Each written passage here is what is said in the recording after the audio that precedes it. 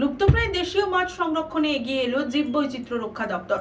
তাদের উদ্যোগে জেলায় জেলায় গড়ে তোলা হচ্ছে অভয় পুকুর। এই পুকুর তৈরির পাইলট প্রজেক্ট হিসেবে বেছে নেওয়া হয়েছে পূর্ব মেদিনীপুর জেলার মহিষাদল রাজবাড়ির জলাশয়। দিনে দিনে হারিয়ে যেতে বসেছে দেশীয় বেশ কিছু মাছ। এবার সেই সমস্ত বিলুপ্ত পথের মাছগুলিকে সংরক্ষণের জন্য এগিয়ে এলো জীববৈচিত্র্য রক্ষা দপ্তর। তাদের উদ্যোগে জেলায় জেলায় গড়ে তোলা হচ্ছে অভয় পুকুর, মাছেদের অভয়ারণ্য অভয় পুকুর, যেখানে জেলার মিষ্টি জলে লুপ্তপ্রায় মাছ সংরক্ষণের পাশাপাশি তাদের বংশ বিস্তারের সুযোগ থাকবে। দুষ্প্রাপ্য মাছ সংরক্ষণে এমনই উদ্যোগ গ্রহণ করেছে জীববৈচিত্র্য ব্যবস্থাপন সমিতি। অভয় পুকুর তৈরির পাইলট প্রজেক্ট হিসেবে পূর্ব মেদিনীপুর জেলার মহিষাদল ব্লকের মহিষাদল রাজবাড়ির জলাশয়কে চিহ্নিত করা হয়েছে।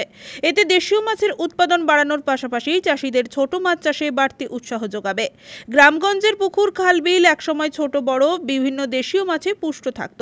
দেশীয় মাছের উৎপাদনই ছিল গ্রামীণ এলাকার অন্যতম অর্থনৈতিক ভিত্তি। কিন্তু ক্রমাগত পুকুর বোজানো এবং ছোট নদীগুলোতে নোনা জলের মাত্রা বেড়ে যাওয়ায় বহু প্রজাতির মাছকে বিলুপ্তের পথে ঠেলে দিয়েছে। মহিষাদল ব্লকেও খালবিল থেকে হারিয়ে যেতে চলেছে শোল, পুঁটি, চ্যাং, ছোট বাটা, রাইখর, মৌরলা, তিলে ট্যাংরা, ন্যাদোস, পিয়ালি, খোলসে, পয়ার মতো বিভিন্ন প্রজাতির মাছ।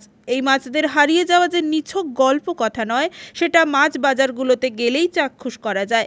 এখন বাজারগুলিতে মিষ্টি জলের ছোট মাছ দেখতে পাওয়া যায় না বললেই চলে। যেটুকুও মেলে দাম শুনলে চোখ কপালে ওঠে ক্রেতাদের। তাই বাংলার হারিয়ে যাওয়া এই মাছেদের ফের খাল বিলে ফেরাতে পাইলট প্রজেক্ট হিসেবে অভয় পুকুর তৈরি করতে চলেছে সরকার। মহিষাদল ব্লকের মহিষাদল রাজবাড়ির জলাশয়ে এই পাইলট প্রজেক্ট শুরু হচ্ছে। ইতিমধ্যে জলাশয়টি মাছ চাষের উপযুক্ত করে তোলা হয়েছে। আগামী 20 আগস্ট প্রশাসনিক কর্তাদের উপস্থিতিতে বিভিন্ন লুপ্তপ্রায় প্রজাতির মাছ ছাড়া হবে বলে জানিয়েছেন মহিষাদল ব্লকের পরিবেশ দপ্তরের কর্মাধ্যক্ষ তরুণ মণ্ডল। আমাদের বায়োডাইভার্সিটি ডিপার্টমেন্ট মানে পরিবেশ দপ্তর একটা নতুন ভাবনা ভেবেছেন যে সকল দেশীয় মাছগুলো বিলুপ্ত হয়ে যাচ্ছে সেই মাছগুলোকে সংরক্ষণ করে তাদের প্রজাতিকে বাঁচিয়ে রাখার চেষ্টা হচ্ছে।